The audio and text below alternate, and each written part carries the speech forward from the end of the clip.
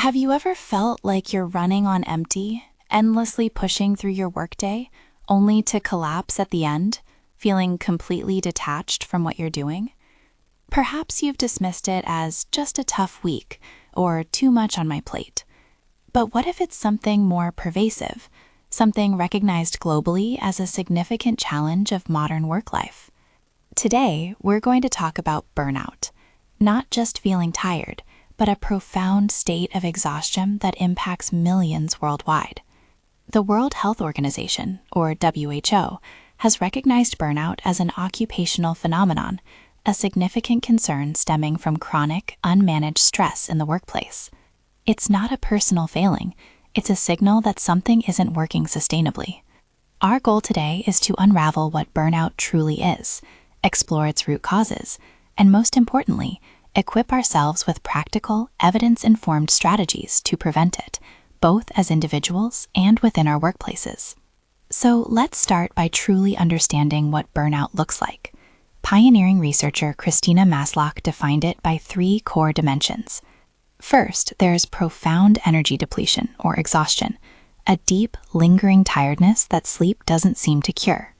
Second, you might experience an increased mental distance or cynicism towards your job, feeling detached, negative, or even resentful about your work.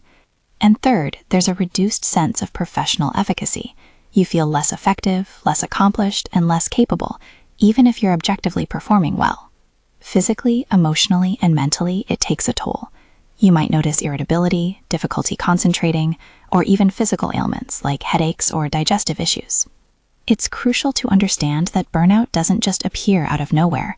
It's the cumulative effect of various stressors, and these causes often fall into 2 main categories: systemic or organizational factors, and individual or personal factors. Let's first consider the systemic causes, those elements within a workplace that can inadvertently push us towards burnout. Perhaps the most obvious is heavy workload. When expectations are unrealistic, hours are long, and the to-do list seems endless, it's a direct path to depletion. Coupled with this, a lack of control, feeling like you have no say over your tasks, schedule, or decision-making, often due to micromanagement, can be incredibly disempowering. Then there's the impact of insufficient reward and recognition. Imagine putting in tremendous effort, but feeling undervalued, underpaid, or simply unseen. This lack of appreciation can quickly erode motivation. Similarly, poor workplace relationships, think toxic cultures, constant conflict, or a lack of social connection, can turn a job into a lonely and stressful experience. Finally, unfairness in pay, promotions, or even task distribution, and unclear expectations or misaligned values, where your personal beliefs clash with the organization's, all contribute significantly to chronic stress. On the individual side, factors like a persistent work-life imbalance are critical. When the lines between professional and personal life completely blur, when you're always on, it's impossible to recharge. We also see higher vulnerability in helping professions, like healthcare or social work, where the emotional demands are inherently high, leading to huge stress. Understanding these causes is the first step. The next, and perhaps most empowering, is to explore prevention strategies.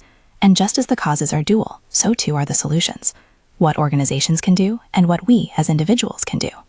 For organizations, effective prevention starts with fostering open communication and feedback, clarifying expectations, and truly listening to employee input.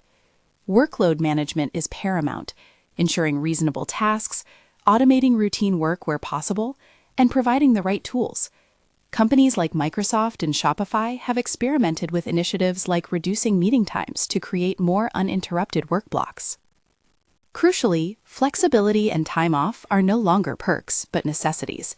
This means offering flexible schedules, supporting remote or hybrid work, promoting mental health days, and actively encouraging employees to use their paid time off. Recognition and growth are also powerful antidotes.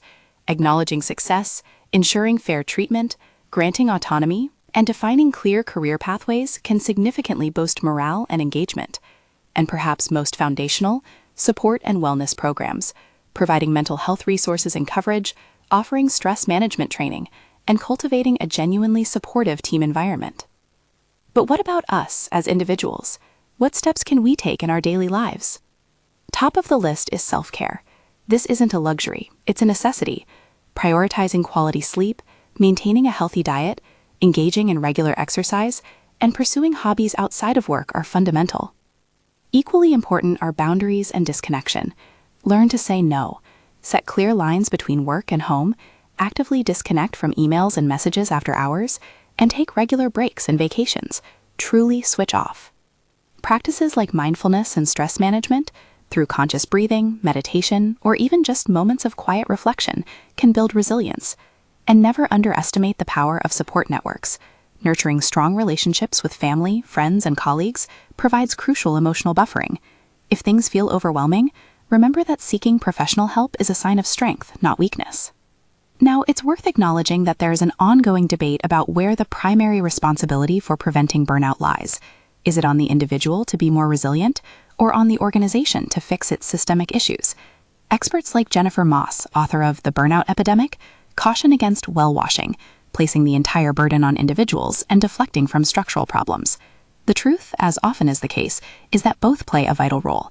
It's a collaborative effort, a partnership between an individual's self-care and an organization's commitment to creating a healthy work environment. We need to move beyond simply coping with a broken system and towards building a sustainable one. As we wrap up, I hope it's clear that preventing burnout isn't about finding a magic bullet, but about fostering sustainable well-being through conscious, consistent effort. It's about recognizing the warning signs, understanding the underlying causes, and implementing both individual self-care practices and advocating for healthier organizational structures. Your well-being is not a negotiable extra. It's the foundation upon which sustained productivity, creativity, and personal fulfillment are built. Take a moment to reflect on your own work-life balance. Where can you set a clearer boundary today? What small act of self-care can you prioritize? And what conversations might you initiate at work to advocate for a healthier environment? Remember, the goal isn't constant output at all costs, but sustainable engagement that allows you to thrive, not just survive. Prioritize your mental and physical health, because a well-rested, engaged mind is your most valuable asset. Thank you for joining me today. Take good care.